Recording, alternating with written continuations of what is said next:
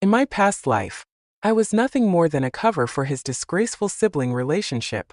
On our wedding day, his sister threatened to jump off a building, so he abandoned the ceremony, leaving me alone to face the guests.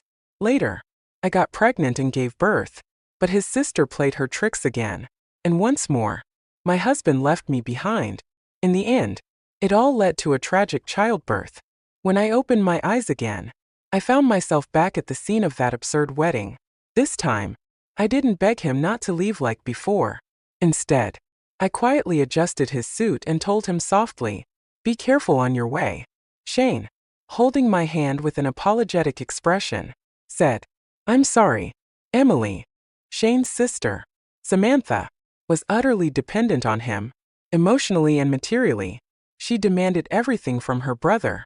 Even though I knew Samantha wasn't truly suicidal, Shane still abandoned our wedding to comfort her, leaving me to manage everything alone. I changed into my reception dress and entertained the guests until the end of the ceremony. By the time Shane returned, Samantha had taken her medication and was fine. I remained calm and gracious, saying in a gentle tone, "It's okay. We're married now. And Samantha is my sister too." My words made him stiffen slightly, his expression subtly changing. In my previous life, I had naively walked into this marriage, unaware that I was merely a shield for their inappropriate sibling relationship. Shane and Samantha were half-siblings, growing up under the same roof. Samantha had always been overly attached to him, interfering with his dating life and, eventually, even his marriage. Their father, seeing this, arranged for me and Shane to marry, hoping to preserve Samantha's reputation. Shane, unwilling to disgrace her, reluctantly agreed to the marriage. After we married, they were practically inseparable. On several occasions, when I wasn't around, they even shared the same room overnight. Shane's father refused to let me divorce, citing family honor, and I endured over 1,000 agonizing days in this suffocating marriage. When I got pregnant, I thought things might improve, but Samantha's retaliation only intensified. During my pregnancy, she attempted to harm me multiple times, almost causing a miscarriage. When I finally went into labor, Samantha deliberately lured Shane away, leaving me stranded in an isolated mountain area without any phone signal. Both my child and I died that day. Fate played a cruel joke on me, sending me back to the beginning. After the wedding, we returned home, where Samantha was sitting barefoot in the living room. Shane immediately rushed to her, full of concern. "Samantha, why aren't you wearing shoes? It's so cold. You'll catch a chill," he said, warming her feet with his hands. Samantha shot me a defiant look, but I just smiled and returned to my room. I knew this wedding night, which should have been mine, now belonged to her. As expected, Shane didn't return that night. He was busy comforting his sister. The next morning, the household staff prepared breakfast. When I walked out, I saw Shane feeding milk to Samantha, who, despite being in her 20s, acted like a child. "You're the best, brother," she said in a coy voice. Shane, noticing me, quickly poured a glass of milk for me as well. "Emily, come and have breakfast." I sat beside him and picked up a piece of toast, but Samantha snapped, "That's for me. Shane made it especially for me. You're not allowed to eat it." Quietly put it down, and she smirked triumphantly, dragging the knife across the toast. She made a sharp, grating noise that reminded me of how she had trampled all over me in my previous life. Without hesitation, I stood up, overturned my plate onto the floor, and left the room. Samantha started crying instinctively, but I had already lost my appetite. "I'm leaving," I said coldly. "Spend more time with your sister." Shane was stunned, not expecting the once docile me to change so drastically. "Emily, where are you going?" he asked. I picked up my bag and smiled. "To work. Of course. Since the Shane family only saw me as a cover, I might as well make the most of it. After all, the shares and money they gave me when we married were real assets. I intended to use them to grow my influence." When I arrived at the office, Shane's father seemed surprised. "Emily, you have a month of leave for your honeymoon. Why not take some time off with Shane?" he asked with his usual hypocritical smile. In my previous life, he had threatened to kill my parents if I dared divorce Shane. To cover up his daughter's scandal, he sacrificed my happiness without hesitation. The Shane family truly had no redeeming qualities. But now, I smiled sweetly and replied, "Dad, I just couldn't stop thinking about how hard you've been working. I wanted to come back and help." He was delighted. "Ah, you're much more capable than my own children. I've already arranged for your new office to be renovated. If there's any furniture you like, let the secretary know, and we'll have it purchased." Later, as I was settling into my office, an assistant brought me tea and casually mentioned, "I just saw Mr. Shane book 2 tickets to Tokyo Disneyland. Emily, you're so lucky." I stayed calm. Those tickets were certainly not for me. Shane must have bought them to appease Samantha.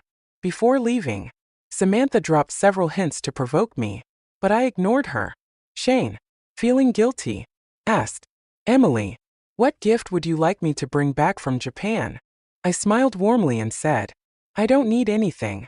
Just don't overwork yourself." He seemed touched and replied, "I'm sorry for making you feel wronged by marrying me." While helping him pack, I casually asked, "How's that deal with Mr. Lewis going?" He hesitated before replying, "Why do you ask? You never cared about my work before. I noticed how busy you've been and thought I could help." I said, since our marriage, Samantha had monopolized his time, leaving him with no energy for work. To him, I was a convenient solution. Shane handed me the documents for the deal with Mr. Lewis, saying, "He's a tough negotiator." I smiled inwardly. This time, I would turn the situation to my advantage. "If you can't handle it," Shane said, glancing at the documents, "just wait for me to come back." I quickly replied, "Let me give it a try. If it doesn't work out, it won't affect you much." We hadn't even spoken for 10 minutes before Samantha knocked on the door. "Brother," she called sweetly, "will you watch a movie with me?" Without hesitation, Shane put down the documents and left with her. The two of them had their own private hideaway, a theater room in the basement with a starry sky ceiling. Samantha insisted on having her brother accompany her every time she watched a movie. No one else was allowed inside, not even Shane's parents. When Samantha was in a bad mood, Shane would spend entire nights in there comforting her. As expected, he didn't come back that night. I didn't care in the slightest. Early the next morning, I got up and went to work. With my experience from my previous life, I quickly became proficient in handling the company's operations. While Shane was off vacationing in Japan with Samantha, I stayed by Shane's father's side, managing business affairs. My professional knowledge and keen insight earned me his recognition and trust in no time.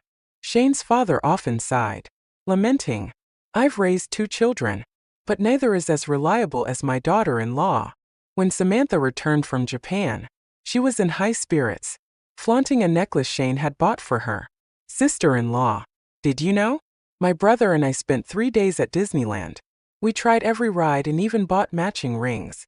Her face was a picture of smug satisfaction, feigning admiration. I said, "It's beautiful. It really suits your complexion." She froze for a moment, clearly not expecting me to remain so composed. Recovering quickly, she added sarcastically, "I feel bad, sister-in-law. This trip was supposed to be your honeymoon with Shane, but he left you behind to accompany me." Closing the folder in my hands, I turned to her with a calm smile. "It's fine, Samantha, as long as it's something you want. I won't compete with you, but what I want, I'll make sure your family compensates me for." Piece by piece, unable to provoke me further, Samantha sulked and left. From that point on, our household developed a peculiar dynamic. I played the role of the forgiving and magnanimous wife, turning a blind eye to their antics. Samantha, desperate to prove her importance to Shane, acted out incessantly, while he continued to dote on her without limits. Their behavior grew increasingly blatant in front of me. Shane's parents didn't live with us full-time, visiting only occasionally, though they seemed to sense something was off. My efforts to maintain appearances ensured they didn't dig deeper. Shane, feeling guilty for neglecting me, introduced more clients to me, and my workload grew heavier. Sometimes I stayed overnight at the office. Shane's father's health began to decline, requiring frequent hospital visits. I accompanied him regularly, taking care of appointments, prescriptions, and checkups. Even the attending physician once remarked, "Mr. Shane, your daughter is so considerate." His smile faltered momentarily. His own daughter was nothing like me, and he knew it, but he didn't correct the doctor. Perhaps, in his heart, he was beginning to accept me as a substitute daughter. I hadn't forgotten, though, how in my previous life, he had coerced me into staying with Shane. One day, after another hospital visit, Shane's father hesitated before speaking. "Emily, I know marrying Shane has been difficult for you. Your relationship is still rocky, but once you have a child, everything will get better. Our family cannot be without an heir. You should put in some effort." Outwardly, I appeared obedient, but inwardly, I sneered. With someone as unstable as Samantha around, having a child would only lead to the same tragic ending as before. During a family dinner, the topic of children came up again. Samantha immediately exploded. "You can't have children. In this world, the only person my brother can love the most is me." Shane quickly tried to calm her. "Samantha, don't be upset. Dad was just joking." Samantha wasn't appeased. She demanded, "Swear to me. Swear that if you ever have a child, you'll meet a terrible end." Helplessly, Shane did as she asked. I found it laughable. In my previous life, Shane and I had a child, and yet it was me and my baby who met a terrible fate. It seemed those who committed heinous acts faced no consequences, while the innocent continued to suffer. Shane's father finally lost his patience and slammed the table. "Samantha, I've had enough of your nonsense. Your brother and sister-in-law have been more than indulgent with you. If this family has no heir, the fault will lie squarely with you." Samantha stormed up to her father, yelling defiantly. Without hesitation, he slapped her. Chaos ensued. Samantha, already emotionally unstable, burst into tears and tantrums. Shane scrambled to console her. Dinner was left unfinished. While Shane's parents fumed silently, I struggled to keep a straight face and suppress my laughter. I dropped off Shane's parents at their house, then went out for a late-night snack. After wandering around to clear my head, I returned home. When I opened the door, I found Samantha curled up in Shane's arms on the couch. They were bathed in dim light, creating an intimate atmosphere that was almost too delicate to interrupt. Samantha's tear-streaked face showed she'd cried herself to sleep. Shane stayed in the same position, holding her. I quietly handed him a pillow and went to my room. The next morning, I got up feeling refreshed. Shane, however, looked utterly drained, dark circles under his eyes as he washed up. I handed him a glass of honey water. "Don't go to work today. Stay home and take care of Samantha." He nodded wearily. "Thank you for understanding." "Not at all," I replied, smiling. I had more important matters to attend to. The elusive Mr. Lewis, who had evaded me for weeks, had finally agreed to a meeting. At the office, I reviewed the negotiation materials before heading to Mr. Lewis's company. Young, accomplished, and notoriously difficult, Mr. Lewis would be a crucial turning point for my plans. I had scheduled meetings with Mr. Lewis at least 10 times, only to be rejected every single time. This time, I managed to secure a meeting by leveraging some connections. When the appointed time came, I waited in the conference room for half an hour before he finally appeared. The moment Mr. Lewis walked in, the pressure in the room seemed to spike. His imposing presence was undeniable. His assistant politely brought me a cup of coffee and apologized. "Miss Zhou, thank you for waiting." I set down the materials I had prepared and said, "I appreciate your time. These are the details about our company. Please take a look." Mr. Lewis barely glanced at the documents before responding coolly. "You know I already have a partnership with the Shen family, yet you dare openly pitch me a deal." I had expected this reaction. Maintaining my composure, I replied, "Mr. Lewis, I understand your concerns. Let me be clear. I'm not here on behalf of the Shen family. I built my own team when I started working at the Shen Corporation. We've grown to a point where we can take on independent contracts. Over the past months, I had used resources provided through Shane to secure smaller projects. However, those smaller contracts were no longer sufficient for scaling my team.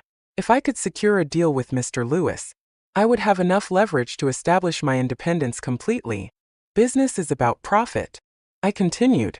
If I can offer you a lower price and better service, wouldn't choosing my team be your optimal decision? In today's economic climate, most companies are focusing on cost reduction and efficiency improvements. Mr. Lewis gave a cold chuckle. Profit matters. Yes, but I value stability and competence even more. How long do you think your hastily assembled team can provide me with reliable service? I knew his skepticism was reasonable. Mr. Lewis, my team is willing to work for you without compensation until you're satisfied.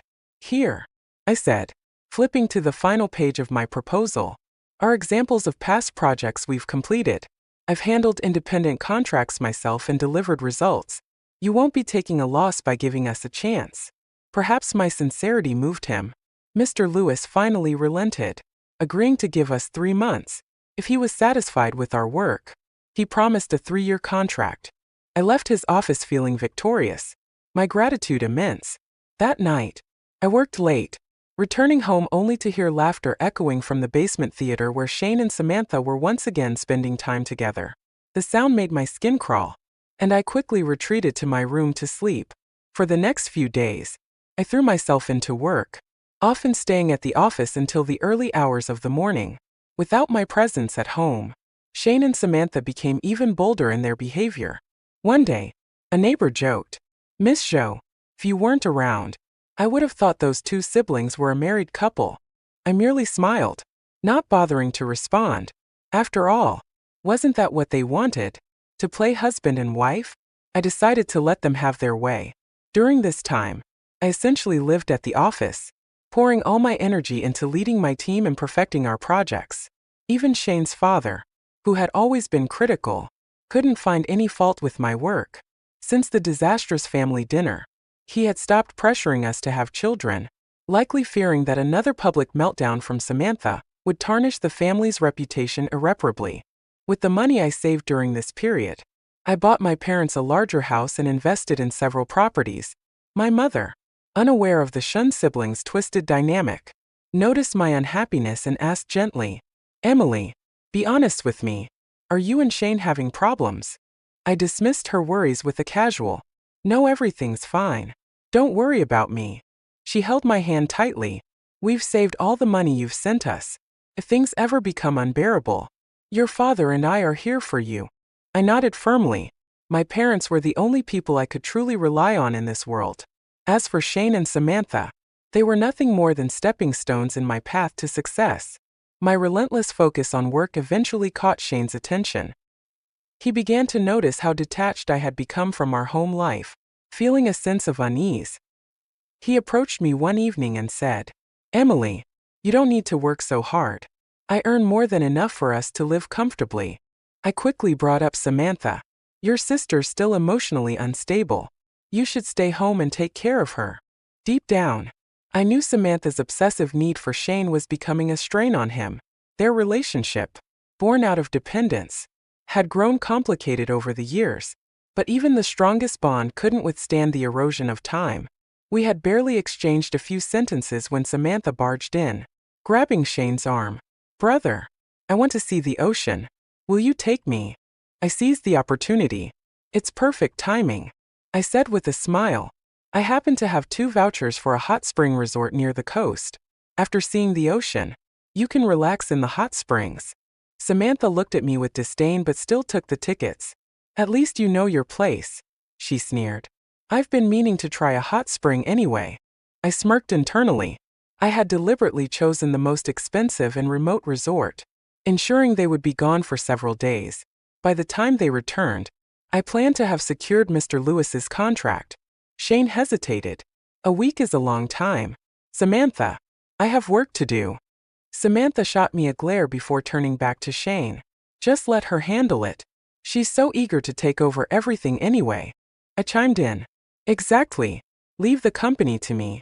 These tickets weren't easy to get. It would be a shame to waste them." Despite his reluctance, Shane wavered under Samantha's usual theatrics. She pouted, her eyes welling up with tears. "I don't care. I want to go." It was the same manipulative tactic she had used countless times before. However, it seemed less effective now. For once, Shane hesitated. "Samantha, let me finish some work first." Let's finish up this busy period, and then I'll take you. Okay. It's the end of the year, and there's so much to handle. Plus, Emily can't manage everything alone, Shane said, seemingly concerned. That single sentence, which appeared to show consideration, was the trigger for Samantha's descent into madness. Her obsessive control over Shane had become second nature. She was used to his unwavering obedience. I sighed quietly. What a pity. If you two don't go, I'll just give the tickets to someone else. Samantha shot me a venomous glare. Who said we're not going? Grabbing Shane's hand, she dragged him toward the window. If you don't take me, I'll jump right now. In front of you. Shane panicked, immediately offering apologies and promises to take her. In the end, they left the house together, sneaking away without informing Shane's parents. I covered for them, ensuring no one noticed their absence. The same week they left was also the final week of my agreement with Mr. Lewis. My team and I delivered a flawless result ahead of schedule, successfully securing a 3-year contract. After signing, Mr. Lewis transferred the first payment. With this startup capital, I now had the confidence to leave the Shun family for good, taking my team with me. My assistant, aware of my intentions, hesitated before asking, Miss Zhou, I noticed the office building next door is renting spaces. Should we start scouting locations? I set my pen down. No rush. There's still one final bomb that hasn't gone off yet. In my past life, my death had been the perfect cover for the siblings' scandalous relationship. After my passing, Shane publicly declared that his heartbreak prevented him from ever remarrying. Samantha then openly moved into our marital home under the guise of caring for her grieving brother. The two of them lived as if they were husband and wife, happier than anyone, though without children to show for it. This time, I had used the Shun family's resources to secure my own independence. Now that I had my own career, I would eventually break free, but before that, they would pay. Shane's father was hospitalized for bronchitis, and I visited him daily, bringing soup and checking in on his condition. Where are Shane and Samantha? He asked one day. I haven't seen them around lately. Feigning unease, I replied, perhaps they're busy with something. He frowned, growing angry. What kind of behavior is this? You're his wife, and you can't even keep track of your husband. I inwardly sneered. And you, as their father, haven't exactly done a stellar job keeping them in line. Trying to pacify him, I offered him a bowl of soup. Don't worry, sir. I'm managing the company in Shane's absence. Pulling out a proposal from my bag, I said, the end of the year is approaching, and I've prepared plans for the company's annual banquet. This year, since it's winter, how about hosting it at the hot springs in Lingshan? The surrounding area has plenty of luxury hotels and scenic spots. After dinner, everyone can unwind and enjoy the hot springs. Trusting me completely, Shane's father entrusted the entire event to me. I finalized the guest list, reserved rooms and spa spots at the hotel, and calculated the timing perfectly. I knew Shane and Samantha would still be at the resort during the banquet. On the day of the event, I arrived early at the hot springs. This particular spa offered mixed bathing sessions, each slot accommodating up to 30 guests. I ensured the timing coincided with the siblings' bath, arranging for the hotel manager to clear the area and provide tickets to several key business partners, including Mr. Lewis. Leading a group of distinguished guests, I accidentally barged into the hot springs where the siblings were enjoying their time together. The sight that greeted everyone was shocking. Samantha, wrapped in a towel, clung to Shane in the steaming water, their intimacy unmistakable. Shane's father, seeing his children in such a compromising situation, collapsed on the spot. The other business partners exchanged glances, their unspoken knowledge of the rumors now blatantly confirmed. Mr. Lewis crossed his arms, watching the scene unfold with amused detachment. Samantha, enraged, stormed out of the pool wrapped in her towel and charged toward me. You wretched woman. You set me up. I'll kill you. Shane hurriedly restrained her, struggling to keep her under control.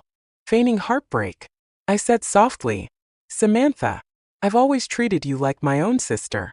I never expected you to do something like this. Regardless, you and Shane are related by blood. This is a twisted kind of love. Shane's face darkened as he glared at me. Emily, I never thought you could be so malicious. I shot back coldly. And who are you to judge what kind of person I am? Samantha still tried to lunge at me, but Shane dragged her back to their room. With my goal accomplished, I helped Shane's father to the hospital and made sure he was taken care of before returning to the hotel. As expected, the scandal spread like wildfire. Did you hear? The Shun siblings' relationship isn't ordinary. I know. How can a brother and sister behave like that? Don't they care about appearances? Apparently, this has been going on since before Shane got married. No wonder his father is so furious he fell ill. Hearing the whispers around me, I smiled in satisfaction. This was exactly the outcome I wanted. Later that evening, Shane found me, his face a mixture of anger and frustration. Emily, what is the meaning of this? You deliberately arranged for us to be there, didn't you? Was this all just to humiliate us? I gazed out at the misty peaks of Lingshan in the distance, their hazy outlines shrouded in white fog.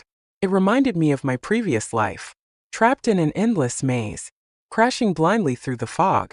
Looking back now, those mountains that had once seemed so insurmountable were nothing but small, fleeting obstacles. The fog, too, was merely an illusion, designed to obscure the truth. My life has never been anyone's cover-up, and my destiny will never serve as a springboard for others. Shane, everyone must bear the consequences of their choices. His voice was sharp as he spoke. Now that you've ruined Samantha and me, are you happy?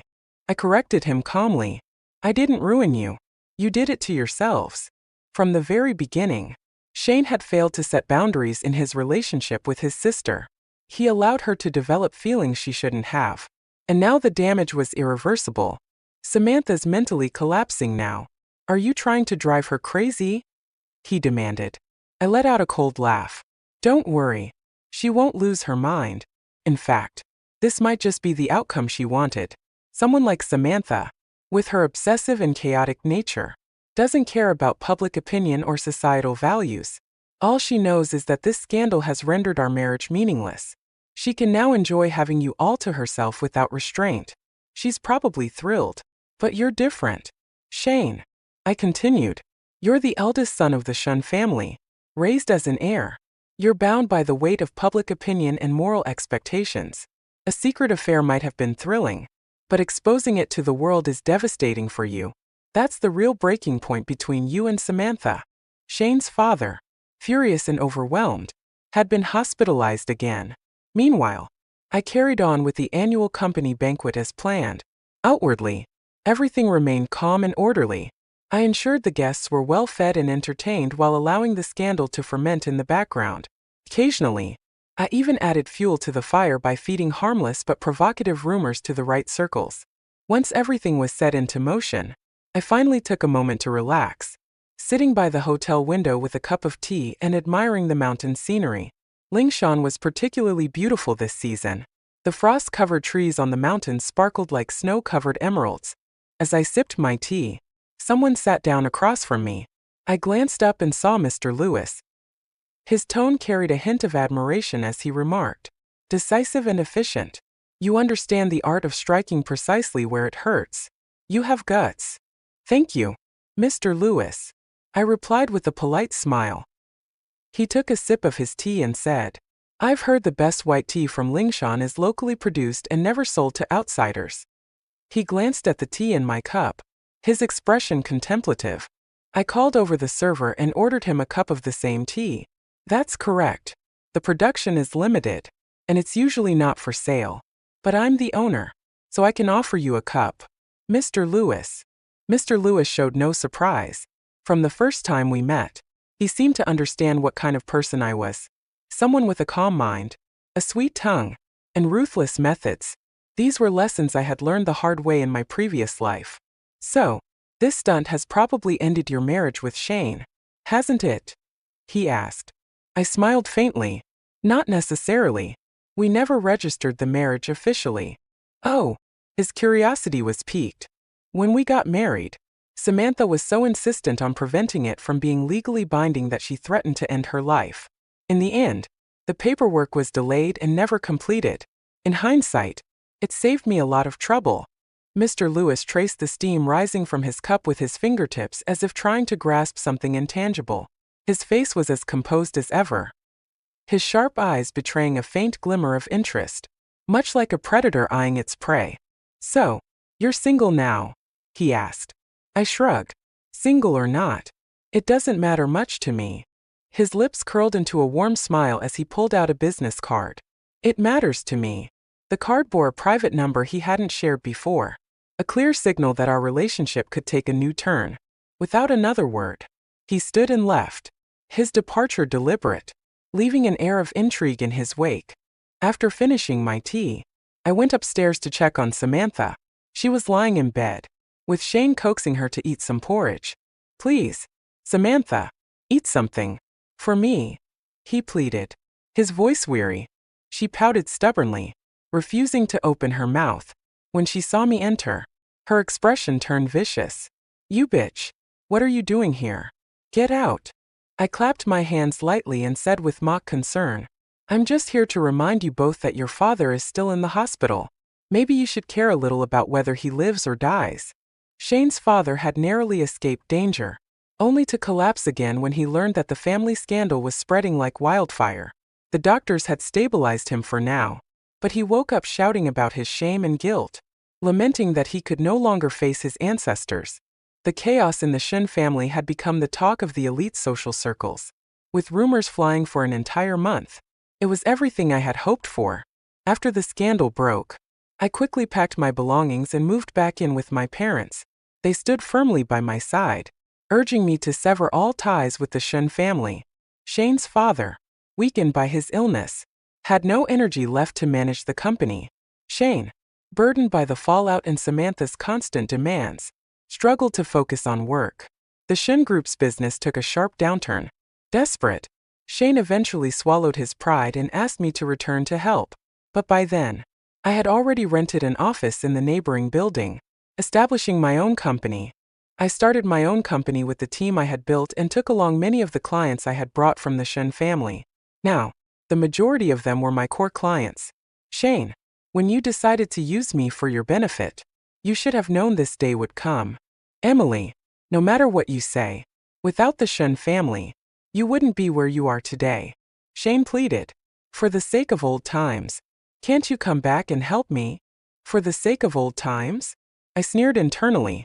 "Did you think about old times when you let me die in the last life?" I gave him a straightforward response. "From now on, we'll go our separate ways." Defeated, Shane left in humiliation.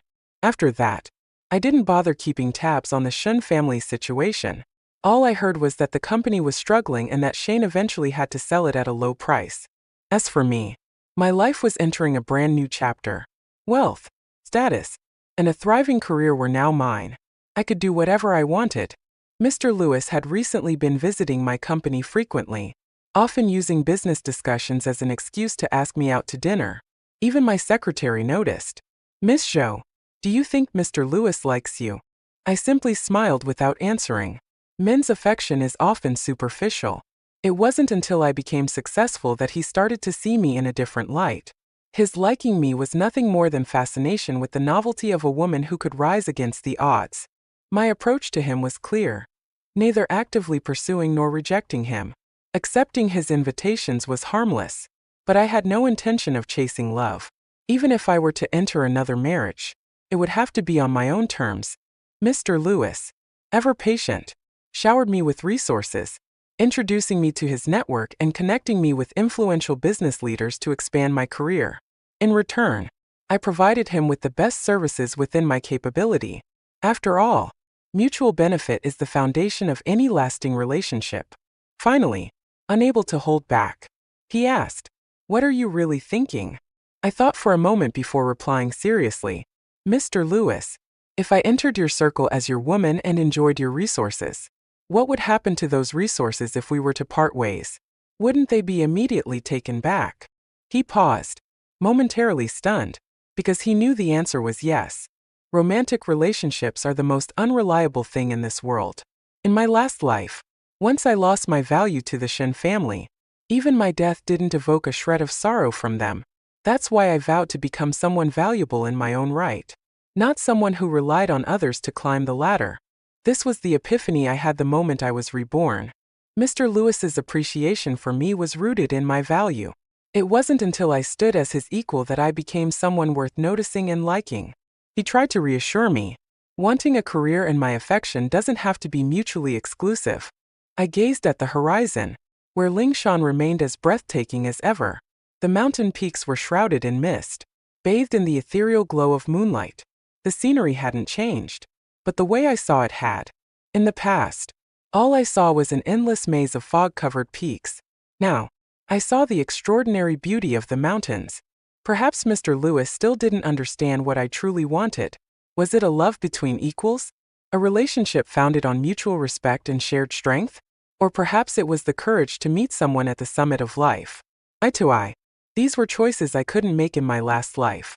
On the night I died in the wilderness with my unborn child, I saw the mist of Lingshan rising from the valleys, flowing endlessly into the moonlit sky.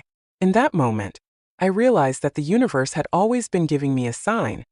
Even when trapped in dire circumstances, I could still fight to survive. Mr. Lewis might make an excellent partner, but he wasn't what I truly desired. That's why he kept asking me, over and over, what I was pursuing. What I've been chasing all along is the freedom to choose.